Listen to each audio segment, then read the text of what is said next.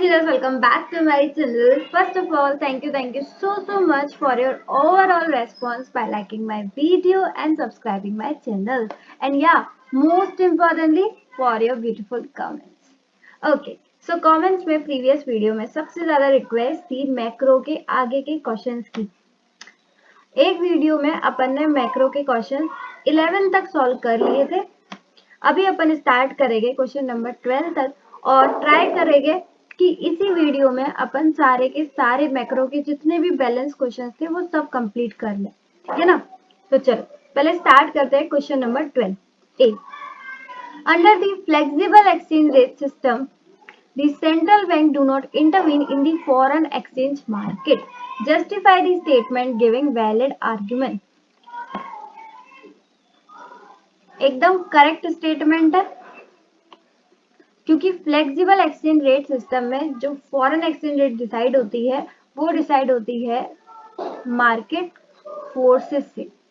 ठीक है, market forces अपने वही डिमांड एंड सप्लाई, इनसे फॉरेन एक्सचेंज रेट डिसाइड होती है. वहां पर सेंट्रल बैंक बिल्कुल भी इंटरवीन नहीं करता है. ठीक है, ये आपने पढ़ा होगा फॉरेन एक्सचेंज रेट वाले चैप्टर में और स्क्रीन पर आपको शो भी हो रहा होगा. ये इस तरीके से आपको क्वेश्चन करना था, फॉरेन एक्सचेंज के बारे में थोड़ा बहुत लिखना था. ठीक है, और उसके बाद ये वाले ग्राफ बनाने थे. ये चारों जो ग्राफ आपको दिख रहे होंगे, डिमांड बढ़ रही है इस तरीके से, डिमांड बढ़ रही है तो रेट बढ़ रही है, डिमांड घटती है तो रेट घटती है. ठीक है, फिर सप्लाई में उल्टा हो जाता है. तो ये चारों अगर आपने ग्राफ बनाए हैं और फ्लेक्सिबल एक्सचेंज रेट के बारे में थोड़ा बहुत लिखा है तो आराम से आपको 3 मार्क्स मिल जाएंगे. और यहाँ पर एक और बात बोलना चाहूंगी, ग्राफ से डरना मत. अगर आपने ग्राफ नहीं भी बनाए होंगे तब भी चलेगा क्योंकि ये 3 मार्क का क्वेश्चन था ना कि 6 मार्क का. ठीक है, पर मैं हमेशा यही सजेस्ट करती हूँ कि जिस भी क्वेश्चन में आप ग्राफ बना सकते हो तो बनाओ. इकोनॉमिक्स में ये फिक्स रहता है, जिस भी क्वेश्चन में आप ग्राफ बनाना चाहो बन सकता है तो वहां पर बना लो. ठीक है, इससे प्रेजेंटेशन एकदम अच्छी हो जाती है और समझाने में भी आसान रहता है क्वेश्चन को. क्लियर. तो उम्मीद है आपने ये लिखा होगा कि सेंट्रल बैंक इंटरवीन नहीं करती और थोड़ा बहुत फॉरेन एक्सचेंज मार्केट में लिख दिया होगा कि ये फ्री रहता है, अपने आप ही काम करता है. डिमांड बढ़ती है तो डिमांड के अकॉर्डिंग, सप्लाई के अकॉर्डिंग. ठीक है, दोनों मार्केट फोर्सेस. हो गया, आपको पता चल गया किस तरीके से करना है. नेक्स्ट बढ़ते हैं अपन 12B पर. Explain the important impact of home currency depreciation on the export of a nation. अब ये मैं डायरेक्ट बता दे रही हूँ. ठीक है, होम करेंसी डेप्रिसिएशन मतलब अपनी करेंसी, डोमेस्टिक करेंसी डेप्रिशिएट हो रही है. ये बताओ किसकी वजह से हो रही होगी. क्योंकि हम इंपोर्ट ज्यादा कर रहे होंगे और एक्सपोर्ट कम कर रहे होंगे, इसलिए तो हुई होगी. तो अब बोल रहे हैं कि अब एक्सपोर्ट पर इम्पैक्ट क्या आएगा. तो ऑब्वियसली अब अपन क्या करेंगे, अपनी गलती को सुधारेंगे और एक्सपोर्ट्स को बढ़ाएंगे. तो इसका इम्पैक्ट आएगा इंक्रीज इन एक्सपोर्ट्स. समझ में आ गया. डेप्रिसिएशन क्यों आता है, क्योंकि अपन ने एक्सपोर्ट्स कम करे हैं. अब उसको अपन को क्या करना है, एक्सपोर्ट्स को बढ़ाना है. क्लियर. थोड़ा बहुत आपने इसके बारे में लिखा होगा तो 3 मार्क्स आराम से मिल जाएंगे. वैसे यहाँ पर दोनों 3-3 मार्क के क्वेश्चंस हैं, लेकिन इसमें बहुत कम एक्सप्लेनेशन हो सकता है और इसमें बहुत ज्यादा हो सकता है. तो जिन लोगों ने 12th का ए चॉइस किया होगा वो बहुत सही समझदारी की होगी क्योंकि आपने इसमें आराम से डेटा लिख दिया होगा. फ्लेक्सिबल एक्सचेंज रेट के बारे में सबको ही आता है और इजी टॉपिक है, हर कोई पता है कि ये वाला क्वेश्चन आ सकता है एग्जाम में, तो कर लिया होगा. ठीक है, और इसमें अगर आपने ग्राफ बनाई हो तो फिर वही बात, क्या बात है, फिर तो आपने अलग ही क्वेश्चन कर दिया होगा. समझ में आ गया क्वेश्चन नंबर 12. आगे बढ़े. नेक्स्ट अपना क्वेश्चन नंबर 13 का पार्ट ए. अगेन इसमें भी चॉइस है. पहला है, in an economy x anti aggregate demand is less then x and aggregate supply. ये डिसिक्विलिब्रियम का क्वेश्चन है. यहाँ पर बोल रहे हैं एडी कम है और एएस ज्यादा है, AD is less than AS. ऐसे क्वेश्चंस में बताओ क्या होता है. यहाँ पर हम डिमांड का तो कुछ कर नहीं सकते. ठीक है, सिंपल सी बात है, डिमांड को अपन बढ़ा घटा नहीं सकते. तो अपन जो भी काम करते हैं वो किसमें करते हैं, एएस में. अब एएस ज्यादा है और एडी कम है तो डिसिक्विलिब्रियम को अपन इक्विलिब्रियम में कैसे कन्वर्ट करेंगे, नेक्स्ट टाइम से अपन एएस यानी कि सप्लाई को कम करेंगे। और सप्लाई को कम कैसे करते हैं? By cutting down the production, simple. तो अपन प्रोडक्शन कम करेंगे। अब प्रोडक्शन कम करेंगे तो आउटपुट भी कम होगा, आउटपुट कम होगा तो इनकम भी कम होगी, और इनकम कम होगी तो अपन एम्प्लॉयमेंट भी तो कम रखेंगे। क्या जरूरत है फालतू के एम्प्लॉयज को रखने की? जब अपन सामान ही कम प्रोड्यूस कर रहे हैं तो ज्यादा लोगों की जरूरत नहीं है, तो अपन एम्प्लॉयमेंट भी कम कर देंगे। ठीक है, क्लियर? तो वही पूछ रहे हैं, explain its impact on the level of output, income and employment. इसका थोड़ा सा मैंने आपको स्क्रीन पर शो कर दिया है, इस तरीके से आपने लिख लिया हो तो बहुत ही अच्छी बात है, और थोड़ा सा इसके बारे में भी लिख दिया हो तो बहुत है। ठीक है, 4 मार्क में इतना बहुत है। आगे बढ़ते हैं 13 का B. For a hypothetical economy, assuming that there is an increase in the marginal propensity to consume, that is MPC, from 80 to 90%. MPC अपना कितना हो गया? 90%। पहले था 80, अब हो गया 90। इसका मतलब कंजप्शन बढ़ रहा है, और कंजप्शन बढ़ता है तो इन्वेस्टमेंट मल्टीप्लायर भी क्या हो जाता है? बढ़ जाता है, क्योंकि there is a positive relationship between consumption and, very good, बोलो, इन्वेस्टमेंट मल्टीप्लायर।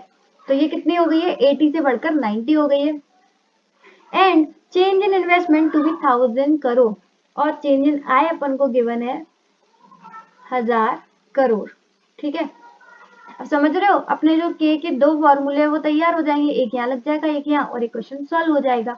आगे बढ़ते हैं। Using the concept of investment multiplier, calculate the increase in income due to change in MPC. तो यहाँ पर अपन को कैलकुलेट करना है इंक्रीज इन इनकम, यानी कि बोल सकते हैं चेंज इन वाई। ठीक है, क्योंकि इन्वेस्टमेंट बढ़ रही है तो इनकम भी बढ़ेगी। ठीक है, कंजप्शन बढ़ रहा है तो इन्वेस्टमेंट मल्टीप्लायर बढ़ेगा, वो सब बढ़ेगा तो ये सब भी बढ़ेगा। सिंपल। इसको मैं बता देती हूँ सॉल्व करके, जिसको भी न्यूमेरिकल नहीं आया होगा तो वो देख लेगा। कॉपी पर चलते हैं। तो ये रहा अपना क्वेश्चन नंबर 13 का पार्ट बी। किससे रिलेटेड था? Investment multiplier. अब इन्वेस्टमेंट मल्टीप्लायर के 3 फॉर्मूले होते हैं, जिसमें ये दोनों फॉर्मूले सेम ही है। के इक्वल्स टू 1/1 माइनस एमपीसी, के इक्वल्स टू 1/1 एमपीएस, क्योंकि 1 माइनस एमपीसी ही क्या होता है? एमपीएस।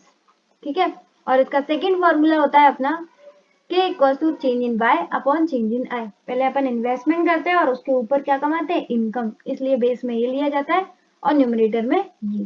ठीक है, क्लियर?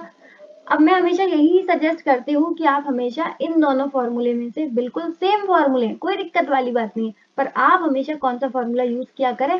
के इक्वल्स टू 1/MPS, क्योंकि इससे इक्वेशन बहुत इजी बनती है, तो आपको टाइम कम लगता है क्वेश्चन सॉल्व करने में। ठीक है, तो अपन इस वाले क्वेश्चन में भी यही वाला फॉर्मूला यूज करेंगे, के इक्वल्स टू 1/MPS। ठीक है, अब देखो इधर लिख दूं कहीं साइड में, एमपीसी कितना गिवन था? ये हुआ था 80 to 90%, यानी कि 90%, और बोल सकते हैं 0.90। ठीक है, इसके अकॉर्डिंग एमपीएस कितना हो जाएगा बताओ? अगर ये 0.90 है तो ये हो जाएगा 0.10। सिंपल, इतना तो आता ही होगा, क्योंकि एमपीसी प्लस एमपीएस कितना होता है? बराबर 1। तो ये 0.90 होगा, तो ये 0.10। तो इधर लगा दे 0.10, कैलकुलेट करो 1/0.10, क्या आ गया? 10। ठीक है, के आ गया 10। अब के 10 आ गया तो इधर लिख दो, K 10 equals to change in Y. Change in Y अपन को गिवन नहीं था, यही तो कैलकुलेट करना था। और चेंज इन आई कितना था? एक बार क्वेश्चन में देख लो, 1000 करो। ठीक है, तो यहां से हमारा simple change in Y calculate हो जाएगा 10,000 करोड़। ठीक है, सिंपल, ये अपना आ गया 10,000 करोड़। आगे बढ़ते हैं। तो न्यूमेरिकल आपको समझ में आ गया किस तरीके से प्रेजेंट करना था? पहले आपको कैलकुलेट करना था के, यानी कि इन्वेस्टमेंट मल्टीप्लायर, फिर उसके सेकंड फॉर्मूले को यूज करके आपको कैलकुलेट करना था इंक्रीज इन इनकम, और बोल सकते हैं चेंज इन वाई। ठीक है, नेक्स्ट बढ़ते हैं अपन क्वेश्चन नंबर 14 पर। With suitable examples, distinguish between direct tax and indirect tax. DT और आईडीटी में अपन को डिफरेंस लिखना था, बहुत ही इंपॉर्टेंट क्वेश्चन रहता है इकोनॉमिक्स में, और ये आया है अपना 4 मार्क का। तो एटलीस्ट आपको इसके 4 पॉइंट तो लिखने ही चाहिए इस तरीके से। और जब भी डिफरेंस आता है इकोनॉमिक्स में तो बीच में लाइन करके टी शेप में आपको लिखना चाहिए, ठीक है। नहीं भी लिखा होगा तो कोई दिक्कत नहीं है, बट मैं प्रेजेंटेबल के लिए बता रही हूँ, जो फ्यूचर स्टूडेंट्स हैं उनके लिए, ठीक है। अब इसमें आपको 4 पॉइंट कौन कौन से, वही सिंपल सिंपल लिख दिए होंगे। पहला अपना डीटी में जिस पर इम्पोज होती है लाइबिलिटी वही पे करेगा, और यहाँ पर जिस पर इम्पोज होती है वो पे नहीं करता। इसका मतलब ये शिफ्ट नहीं हो सकता, क्योंकि जिस पर लगता है उसी को पे करना पड़ता है, and it can be shifted, ठीक है। ये पॉइंट्स तो लिखे होंगे। फिर एक रहता है ये प्रोग्रेसिव इन नेचर होता है, क्योंकि जिसकी ज्यादा इनकम होती है उस पर वो रेट बढ़ता जाता है। लेकिन ये कैसा होता है, रिग्रेसिव इन नेचर,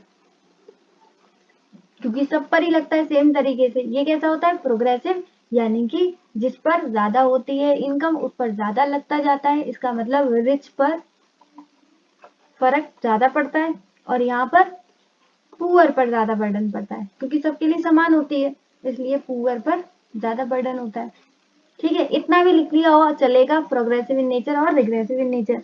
फिर लास्ट में इसके एग्जाम्पल जरूर लिखने होते, चाहे सुइटेबल एग्जाम्पल वाली लाइन लिखी हो या नहीं हो। जब भी डीटी और आईडीटी का डिफरेंस आए तो आपको इसके एग्जाम्पल लिखने ही चाहिए, और वही एग्जाम्पल से आपने इसका इनकम टैक्स, कॉर्पोरेशन टैक्स, और इसका कुछ भी लिख सकते हो, जीएसटी, कस्टम, एक्साइज, ठीक है। पुराने वाले एग्जाम्पल चाहो तो वो भी लिख सकते हो, वैट, सेल्स टैक्स, जो अब नहीं चलते क्योंकि अपनी बुक में अभी तक वही है, तो वो भी आप लिख सकते हो, ठीक है। तो 3-4 पॉइंट आपने इसके लिख दिए होंगे तो भी कोई दिक्कत नहीं है, चलेगा। 4 मार्क्स आपको आराम से मिल जाएंगे। नेक्स्ट बढ़े, question number 15। The process of credit creation by commercial banks comes to an end when the total of required reserves become equal to the initial deposit. With the help of a numerical example, prove that the given statement is true. ये money banking से related question है, और उसमें commercial bank से एक ही question related था, credit creation वाला। और सबसे अच्छी बात, ये 4 मार्क का आया है, इसमें हम कितना सब कुछ लिख सकते हैं।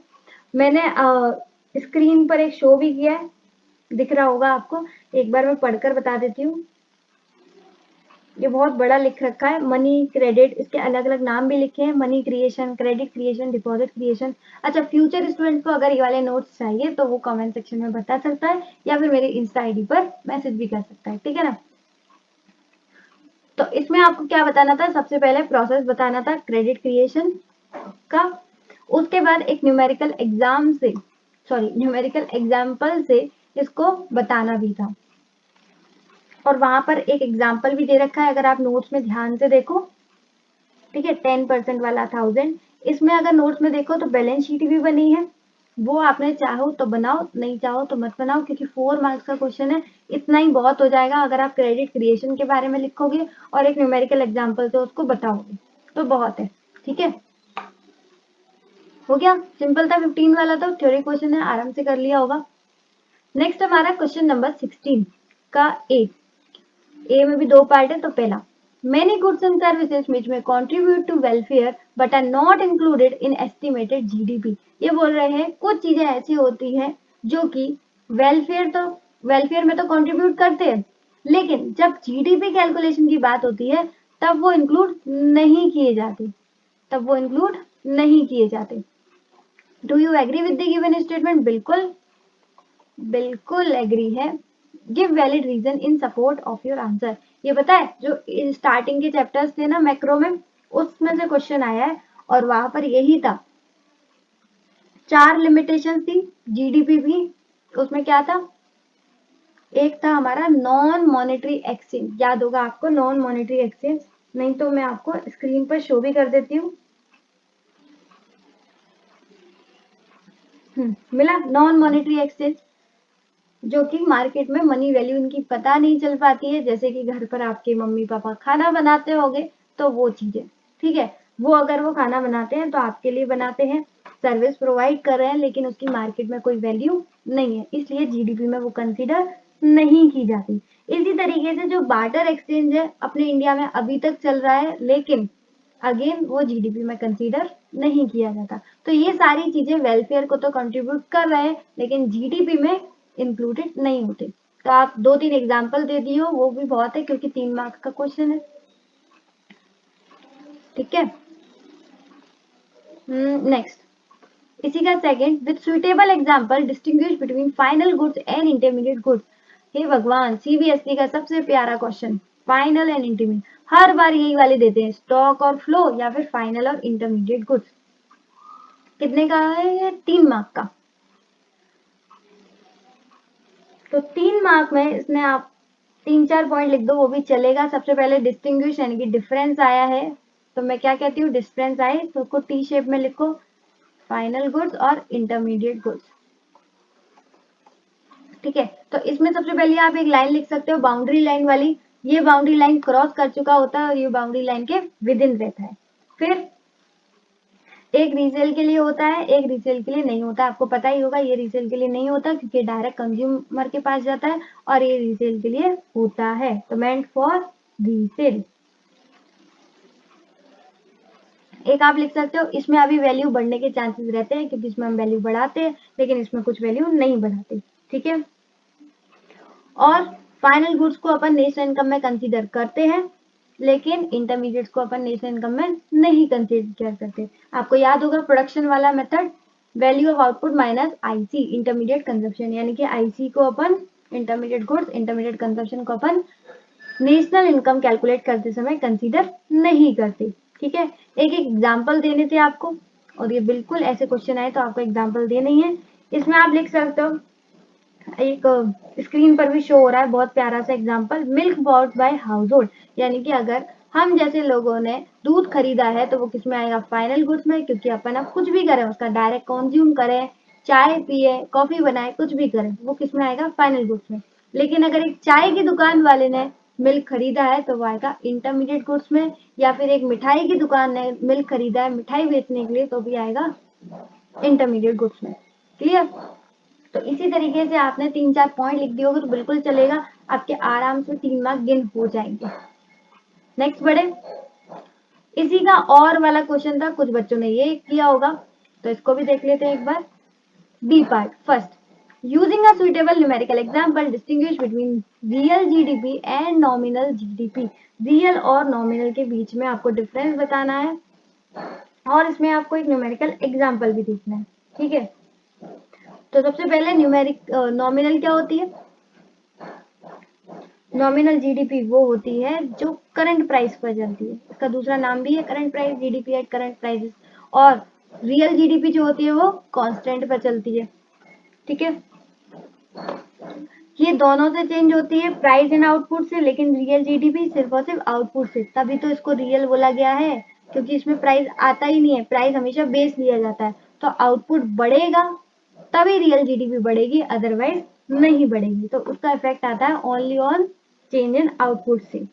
फिर एक्चुअल ग्रोथ कौन रिफ्लेक्ट करता है, रियल जीडीपी, क्योंकि आउटपुट बढ़ेगा तभी बढ़ेगी। नॉमिनल जीडीपी तो प्राइस बढ़ती है तब भी बढ़ जाती है, तो ये तो रिफ्लेक्ट गलत कर दिया। तो ट्रू इंडिकेटर कौन है अपना, रियल जीडीपी। तो उम्मीद है आपने लिख दिए होंगे इस तरीके के पॉइंट, और एग्जाम्पल में आप कुछ भी लिख सकते हो, कुछ भी एक आउटपुट ले लेना और कुछ भी प्राइस ले लेना, तो आपका एक क्वेश्चन हो जाएगा, बहुत सिंपल है। ठीक है, उम्मीद है आपने ले लिया होगा। एक एग्जाम्पल लेना है प्राइस और आउटपुट का, और रियल जीडीपी में तो प्राइस लेना है अपना 100, सिंपल। इसका सेकंड बहुत ही छोटू सा क्वेश्चन है, नॉर्मल रेसिडेंट, 2 मार्क के लिए। अब इसमें 2 पॉइंट लिख देना। नॉर्मल रेसिडेंट कौन होता है, अपने इंडिया का जो सिटीजन होता है वो नॉर्मल रेसिडेंट होता है, और जो बाहर का सिटीजन होता है लेकिन इंडिया में रिसाइड करता है और उसका इकोनॉमिक इंटरेस्ट भी इंडिया में, ठीक है, इंडिया में रिसाइड करता है और उसका इकोनॉमिक इंटरेस्ट भी इंडिया में है, 1 साल से ज्यादा जनरली रहता है, तो उसको अपन क्या बोलेंगे, normal resident of a country. तो 2 पॉइंट लिख दियो, चलेगा, बिल्कुल चलेगा। ठीक है, सिंपल, एक लाइन में लिख दिया तब भी 2 मार्क मिल जाएंगे, कोई दिक्कत वाली बात नहीं है। ये हमारे हो गए क्वेश्चन नंबर 16 तक। आगे बढ़ते हैं क्वेश्चन नंबर 17। अब यहाँ पर देखना, जब भी इस तरीके की केस स्टडी आती है तो बहुत सारी पंचायत लिखी होती है, लेकिन आप डायरेक्ट हमेशा आया करो क्वेश्चंस पर। अगर वो क्वेश्चन आपसे डायरेक्टली सॉल्व हो जाए तो बढ़िया ही बात है, इन सबको इग्नोर मारो। लेकिन अगर वो सॉल्व नहीं हो तब जाके ये पूरा डेटा पढ़ना है, पूरा जो रामायण लिखी है वो पढ़नी है। कब पढ़नी है? जब आपको ये क्वेश्चन डायरेक्टली नहीं आ रहे हो तब, अदरवाइज मत पढ़ना। अब जैसे इस क्वेश्चन में अगर आप देखो तो पहला क्या है, state the meaning of repo rate and reverse repo rate. बिना डेटा पढ़े भी अपन बता सकते हैं रेपो रेट क्या होता है और रिवर्स रेपो रेट क्या होता है। स्क्रीन पर शो भी हो रहा होगा। रेपो रेट क्या होता है? जब आरबीआई शॉर्ट टर्म लोन देती है किसको? कॉमर्शियल बैंक को, और वो जो रेट चार्ज करती है उसी को बोलते हैं repo rate. Reverse repo rate क्या होती है? अब यहाँ पर बच्चे क्या करते हैं, बहुत बड़ी गलती करते हैं, उल्टा बोल देते हैं। कहते हैं पहले वाले में आरबीआई लोन दे रही है कॉमर्शियल बैंक को, तो दूसरे वाले में उल्टा ही तो करना है, रिवर्स रेपो रेट। तो बोलते हैं कॉमर्शियल बैंक आरबीआई को लोन दे रही है। अरे मेरे भाई, कॉमर्शियल बैंक आरबीआई को लोन क्यों देगी? आरबीआई को कभी लोन की जरूरत ही नहीं पड़ती। अगर उसे पैसे चाहिए तो उसके पास मोनोपोली राइट है कि वो करेंसी प्रिंट कर सकता है, तो वो लोन क्यों मांगेगा? रिवर्स रेपो रेट क्या होता है? अच्छे से सुनना। जब कॉमर्शियल बैंक के पास सरप्लस पैसा होता है तो अपना सरप्लस पार्क कर देता है किसको? बोलो। वेरी गुड, आरबीआई को। अब हम किसी का पैसा रख रहे हैं तो उसको कुछ ना कुछ रेट तो देंगे, सिंपल सी बात है, किसी का पैसा ऐसे तो नहीं रखते। और ये बात आरबीआई सिखाती है, तो आरबीआई कैसे पीछे हट जाएगी? अगर कॉमर्शियल बैंक ने उसके पास अपना सरप्लस पार्क किया है तो आरबीआई उसको एक रेट देती है, उसी को बोलते हैं रिवर्स रेपो रेट। समझा? आ गया ना? सिंपल। आगे बढ़े। बहुत लोग गलती करते हैं, ऐसी मत करा करो, ऐसे नहीं बोला करो कि आरबीआई लोन लेती है, ठीक है। और ये रेट को इसलिए वो बढ़ाती है ताकि कॉमर्शियल बैंक से वो पैसा खींच सके, ठीक है, ताकि कॉमर्शियल बैंक बाहर वालों को लोन ना देकर आरबीआई के पास पैसा रख दे, इसलिए करती है। इसका बी पार्ट है, in order to bring down the rate of inflation, outline and discuss the step taken by monetary policy committee of Reserve Bank of India। ये बोल रहे हैं इन्फ्लेशन वाला केस है, समझ में आ गया, जहां पर बहुत ज्यादा डिमांड हो रही है पैसों की, तो यहाँ पर अपन को क्या करना है, पैसा खींचना होता है कॉमर्शियल बैंक से, इसलिए अपन सारी के सारी रेट्स को बढ़ा देते हैं, यानी कि सीआरआर, एसएलआर, सारे के सारे रेट बढ़ा देते हैं। Bank rate, repo rate, reverse repo rate, ये सारे के सारे रेट अपन बढ़ा देते हैं। ये सारे के सारे कौन से बताए हैं मैंने? Quantitative instrument. इसके अलावा क्वालिटेटिव इंस्ट्रूमेंट्स भी होते हैं। उसमें क्या करती है? उसमें मार्जिन रिक्वायरमेंट को बढ़ा देती है, ठीक है, रेशियन ऑफ क्रेडिट को इंट्रोड्यूस कर लेती है, मोरल सुएशन में रेस्ट्रिक्ट लोन कर देती है। तो सारे नहीं, बल्कि आपने 4-5 भी लिखे हो तो चलेगा, क्योंकि सिर्फ और सिर्फ 4 मार्क का क्वेश्चन था, तो इतना बहुत है, ठीक है। बस आपने रेट सबको बढ़ाई लिखी हो तो ठीक है। अगर इसमें से कोई भी रेट आपने घटा दी तो नहीं चलेगा, फिर तो क्वेश्चन गलत हो जाएगा, समझे? तो देखो, पूरे क्वेश्चन अपन ने दोनों पढ़ लिए, दोनों सॉल्व भी कर लिए, और अपन को इस क्वेश्चन की जो पूरी डेटा है उसकी जरूरत ही नहीं पड़ी। जनरली ऐसा होता है केस स्टडी में, अपन को केस स्टडी की जरूरत ही नहीं पड़ती।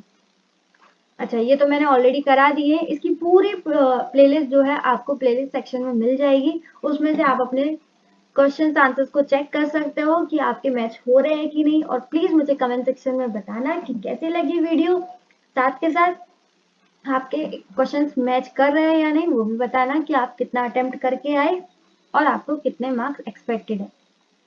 आज के लिए बस इतना ही। वीडियो अच्छी लगी तो like, share and subscribe to my YT channel. Thank you so much. इसी के साथ इसी तरीके से खुश रहिए, मुस्कुराते रहिए। मिलते हैं नेक्स्ट वीडियो में, तब तक के लिए bye bye, be happy always.